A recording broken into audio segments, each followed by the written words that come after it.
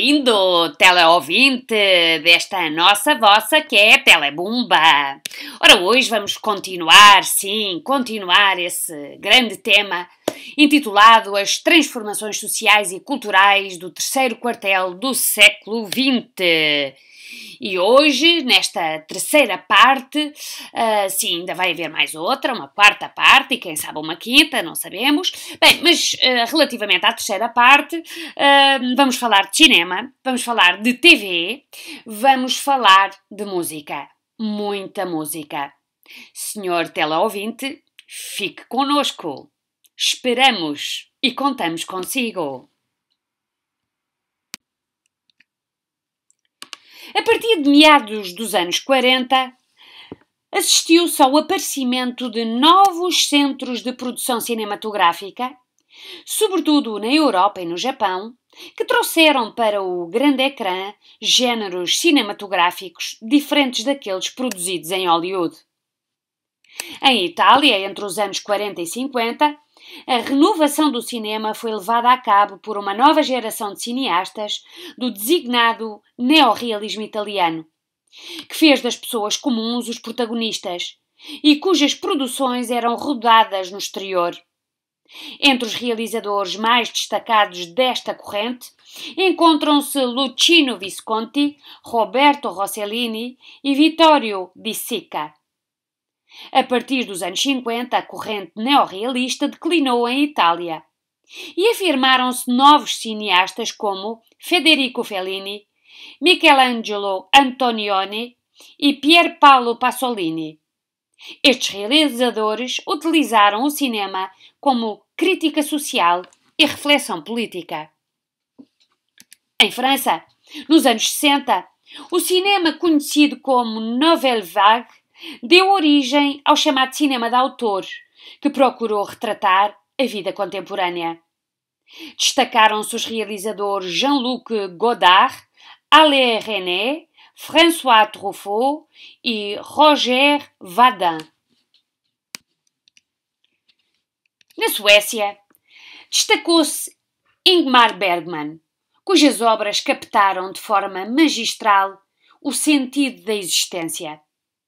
Na Europa de Leste, não obstante os constrangimentos impostos pelos regimes comunistas, destacaram-se Milos Forman e Roman Polanski, que juntamente com outros cineastas fizeram da Checoslováquia e da Polónia importantes centros de produção cinematográfica. Fora da Europa, o Japão viu afirmar-se Akira Kurosawa, que em 1951 se destacou no Festival de Cannes e cuja obra revela uma visão humanista do mundo pela mão de um cineasta ligado ao passado. No Brasil, o chamado Cinema Novo, que testemunha a miséria da sociedade brasileira, assume um cunho político e teve em Glauber Rocha um dos seus mais importantes representantes. A televisão teve um enorme sucesso junto da população, tanto nos Estados Unidos como na Europa. Apesar das primeiras emissões se terem realizado ainda durante a década de 40, foi a partir dos anos 50 nos Estados Unidos e nos anos 60 na Europa que a televisão se popularizou e chegou a um grande número de lares. Com emissões a preto e branco, o aparelho de televisão era o objeto da casa que reunia à sua volta a família, mudando hábitos e comportamentos. Inicialmente, os canais de televisão na Europa eram exclusivamente estatais, o que tinha consequências na programação, que era mais conservadora e difusora de valores tradicionais. Nos Estados Unidos, a televisão privada proporcionava maior liberdade de programação, transmitindo séries, comédias, novelas e concursos orientados para satisfazer um público de massas. A televisão contribuiu para pôr fim ao isolamento das populações, para uniformizar padrões culturais, divulgar produtos e introduzir uma nova concepção de entretenimento. Foi também responsável por fazer chegar a política à casa dos cidadãos americanos e europeus, mediatizando os debates políticos. O à vontade em frente às câmaras e a proximidade com os espectadores passava a ser fundamental, uma vez que ajudava a ganhar eleições. Para além do domínio político, a opinião pública contactou em direto com os horrores da guerra. Os bombardeamentos de Napalm na Guerra do Vietnã, vistos pelos americanos, contribuíram para moldar a opinião pública e originaram manifestações de protesto que acabaram por afetar o prestígio do presidente Lyndon Johnson. Apresentamos de seguida um excerto do debate televisivo entre John Kennedy e Richard Nixon em 1960.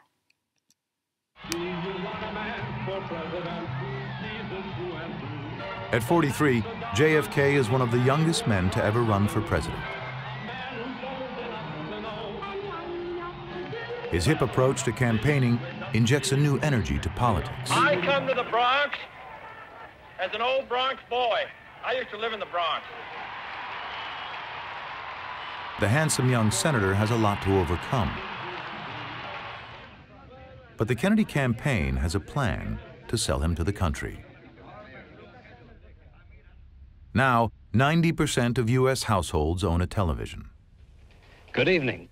The television stations of the United States are proud to provide facilities for a discussion of issues by the two major candidates for the presidency. The candidates On September 26, 1960, 70 million people tune in to America's first televised presidential debate. I'm not satisfied until every American enjoys his full constitutional rights. JFK is prepped for his television appearance. The day before, he met with producers and discussed camera angles. He looks tanned and glowing. I don't want the talents of any American to go to waste. He is wearing a blue suit and shirt to reduce glare and stand out against the gray backdrop. Mr. Smith, Senator Kennedy. Nixon looks exhausted. He's straight from the campaign trail and is recovering from the flu. He also has a knee injury, making him appear uncomfortable and shifty. I wonder if you can explain that, sir. There is no question but that we cannot discuss our internal affairs in the United States without recognizing that they have a tremendous bearing on our international position. Mr. Vice President, His gray suit and pale face appear to blend into the set.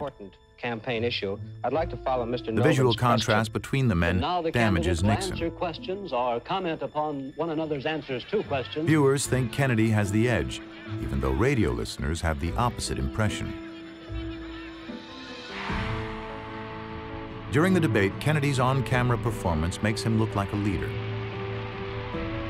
And old doubts about his youth are forgotten. Studies will later show that this debate made up the minds of 4 million voters. 3 million vote for Kennedy. Na época, cerca de 88% dos lares americanos tinham televisão. Estimava-se que o debate tenha sido visto por 74 milhões de americanos. Kennedy reconheceu, dias depois de ter vencido as eleições presidenciais, que a televisão tinha tido um papel importante, referindo: foi a televisão, mais do que outra coisa qualquer, que deu a volta ao resultado. Deixava de ser possível aos futuros políticos ignorar o potencial poderoso da televisão. A partir desse momento, a televisão era mais do que um meio de entretenimento. A televisão fora, sem sombra de dúvida, um instrumento transformador de hábitos culturais e de consumo. Proporcionou um acesso mais vasto à informação e afirmou-se como um dos mais poderosos meios de comunicação de massas.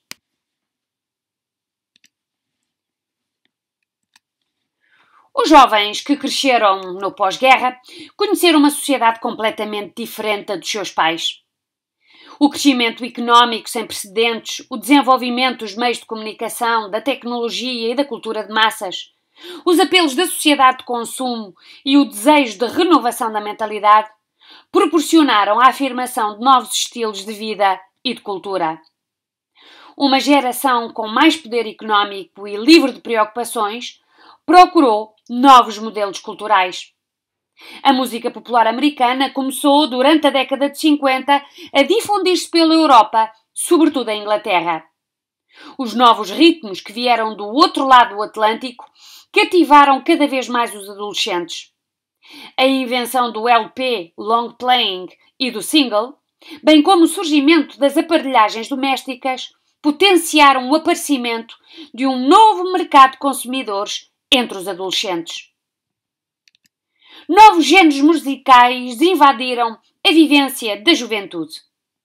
Nos Estados Unidos, uma mistura de rhythm and blues, de country, de folk, de blues, com raízes no jazz, fez despoltar um novo estilo de música que eletrizou os jovens ávidos de novidade. O rock and roll foi um género musical com um ritmo energético e acessível às mais diversas camadas sociais. O single Rock Around the Clock, de Bill Haley, chegou rapidamente aos topos das tabelas de vendas, tanto nos Estados Unidos como em Inglaterra, tornando-se um símbolo da juventude rebelde da década de 50. Olhado com desconfiança pelas gerações mais velhas, que o consideravam responsável pela transformação da juventude, o rock era imparável. Quando, em 1956, Elvis Presley lançou o single Heartbreak Hotel e no ano seguinte Jailhouse Rock, o rock and roll tornou-se um dos mais influentes precursores de um estilo que veio a influenciar a sua geração. O rock and roll estava destinado a marcar de modo intenso a cultura e a vida dos adolescentes dos anos 50 e 60. Elvis, o rei, como ficou conhecido, tornou-se o ícone intemporal da nova. Na década de 60, em Inglaterra, os Beatles lançaram Love Me Do, o seu primeiro grande êxito que deu origem à Beatlemania.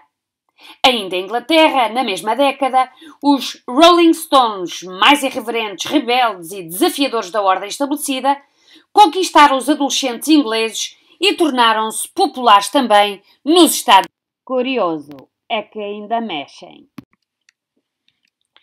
Nos Estados Unidos, na década de 60, uma das figuras cimeiras da nova vaga musical foi Bob Dylan, que contestou a guerra do Vietnã. As suas letras assumiram-se como crítica social. A par de Bob Dylan, destacamos também Joan Baez, Jim Morrison, a solo ou integrado na banda The Doors. Já na década de 70, em Inglaterra, despontou um movimento ainda mais agressivo, subversivo e marginal, que fez uso de uma linguagem marcadamente política, o punk rock, cujos expoentes foram as bandas de Sex Pistols e o grupo The Clash. A música rock inglesa contou ainda nesta década com as bandas Led Zeppelin e Pink Floyd. A música passou a fazer parte do cotidiano da juventude e influenciou o seu modo de vida, a sua forma de vestir, os seus comportamentos e atitudes perante a sociedade. Tornou-se um modelo cultural que permitiu aos jovens quebrar os padrões convencionais, constituindo-se como uma das faces mais visíveis do fosso entre gerações. Senhor telebombástico ouvinte, foi um gosto. Estamos a ouvir David Bowie, Rebel Rebel. Foi um gosto ter contato consigo nesta emissão, Lusque Fusque, quase a terminar. E antes de terminar, chamar a vossa atenção, próxima emissão, vamos dar cabo deste tema. Chegar ao fim, transformações sociais e culturais do terceiro quartel do século XX. E nessa quarta parte e última, falaremos de novos hábitos socioculturais, alterações sociais e económicas e uma nova, novíssima mentalidade e novos referentes ideológicos. Até lá, Sr. ouvinte, foi um gosto.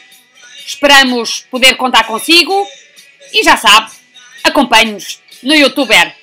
Bem-aja, Sr. teleouvinte. Telebomba no ar, bombemos!